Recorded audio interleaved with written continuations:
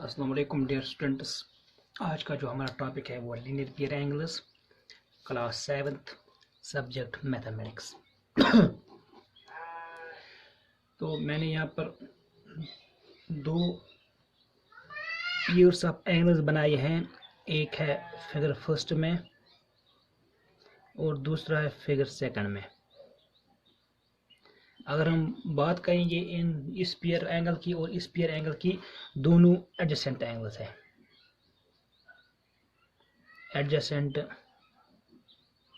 angles, angle 1 and angle 2, angle 1 and angle 2 are adjacent angles, angle 3 and angle 4 and they are also adjacent angles। ये भी adjacent के angles है, एक के बाद दूसरा एंगल आता है।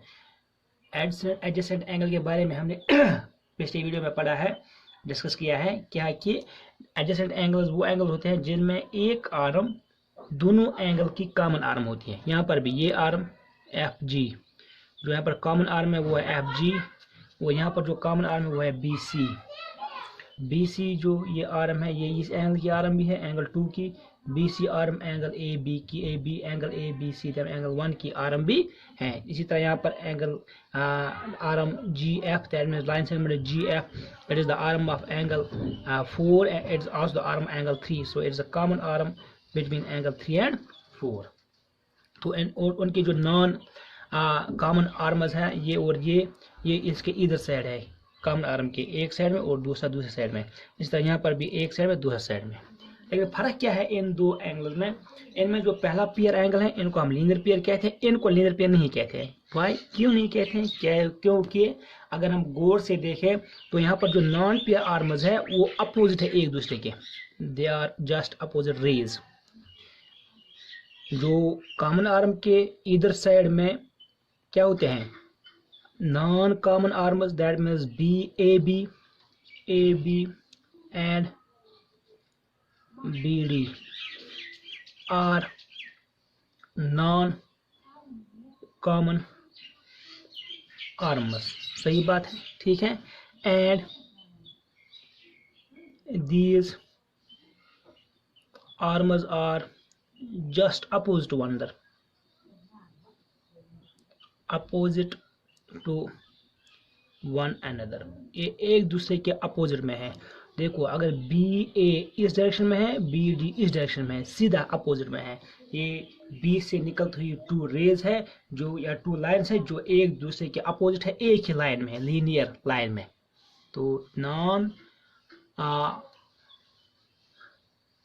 कॉमन आर्म जो है ये एक लाइन में है, अपोजिट में है एक दूसरे के, just two rays opposite each other. So ऐसे पेयर ऑफ एंगल्स को हम क्या कहते हैं? Linear pair. यहाँ पर जो ये एंगल्स है, यहाँ पर ये arm E F, non common arms, non common arms, that is E F and F H are not opposite to each other. ये दूसरे अपोजिट में नहीं है, just opposite, they are not in the same line, opposite to each other, are not in the line.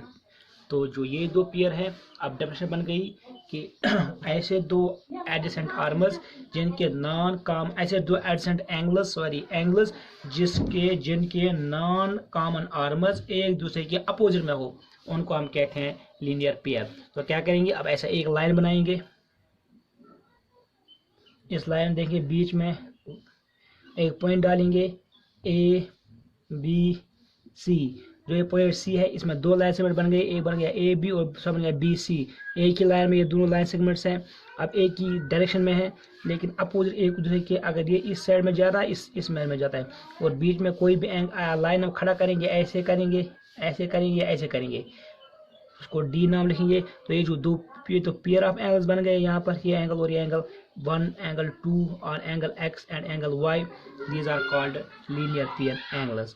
The sum of linear pair, देखो हमने पढ़ा है पिछले क्लास में भी, angle of a line, straight line, that is equal 180, angle of straight line is equal 180। इसी तरह ये जो लीनियर पेयर जब बीच में हमने लाइन डाल दिया तो ये एंगल प्लस ये एंगल ये बन गया 180। सम ऑफ लीनियर पेयर कितना होता है? लीनियर पेयर एंगल का जो सम होता है वो होता है 180। That mean linear pair angles they are supplementary to each other, they are supplementary to each other. So linear pair angles are also supplementary.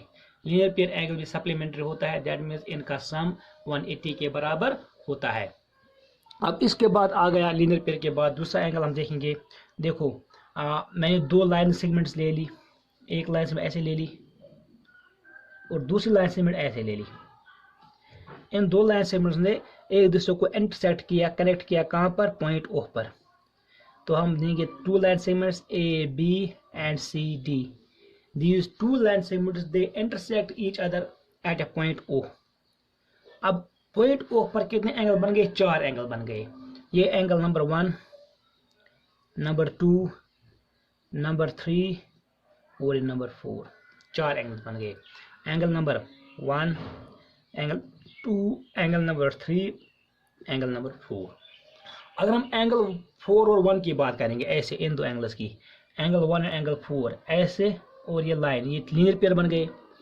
Angle this angle 1 और एंगल 2 की linear pair, angle 2 और 3 linear pair, 3 और 4 linear pair, 4 और 1 linear pair, ये linear pair कहलाते हैं। लेकिन अब जो इनके अपोजिट में एंगल है, देखो एंगल 4 का अपोजिट एंगल है कौन सा? एंगल 2।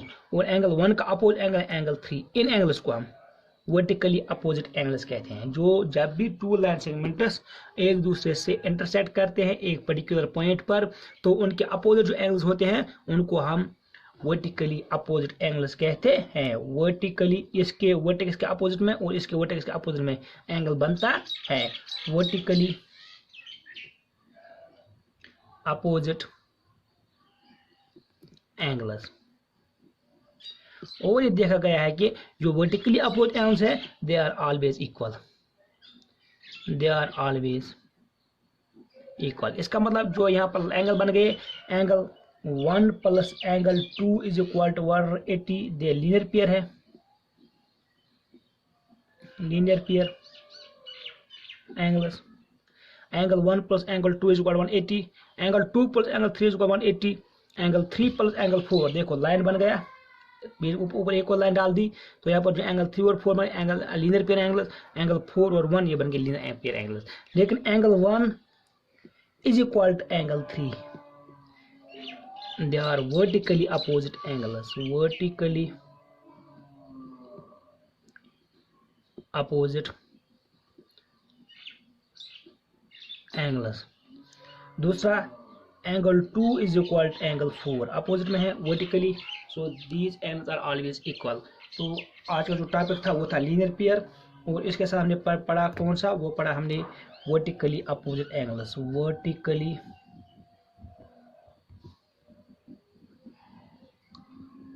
Opposite angles.